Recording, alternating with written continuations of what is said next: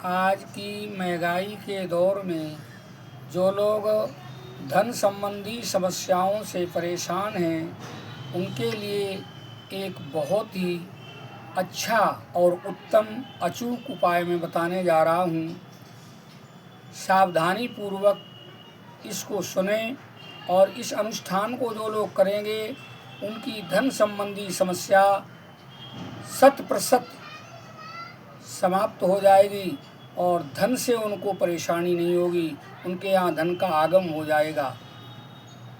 जिस समय भगवान आदि जगतगुरु शंकराचार्य अपने दिग्विजय यात्रा पर निकले हुए थे, इस शंकर दिग्विजय में दिया गया है, उस समय वो एक ब्राह्मण के यहाँ भिक्षा के लिए गए, क्योंकि भिक्षा का अन्न ही भोजन करते थे। वहाँ जाकर के वो उसके दरवाजे पहुँचे, ब्राह्मणी घर पर थी, उनसे जाके कहा माता भिक्षा दो।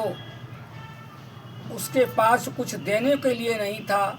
उसने आंगन में एक आंवले का पेड़ खड़ा था, उसमें से कुछ आंवले पड़े हुए थे, थोड़े से आंवले ला कर के और उनके भिक्षा पात्र में डाल दिए और आंसू निकलने लगे। जब उसकी इस स्थिति को जगत गुरु शंकराचार्य जी ने देखा तो वो तुरंत जो है द्रवीभूत होकर के और माता लक्ष्मी की स्तुति करने लगे। उनके मुँह से 16-17 श्लोकों का एक जो है स्तुति माता लक्ष्मी की निकली, जिसे कनकधारा स्तोत्र कहते हैं। और लक्ष्मी जी वहाँ प्रकट हुई।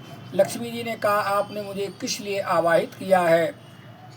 भगवान शंकराचार्य जी ने कहा माता इस ब्राह्मणी पर कृपा करो। लक्ष्मी जी ने कहा इसने ऐसा कोई पुण्य ही नहीं किया है जो इसके ऊपर कृपा की जाए।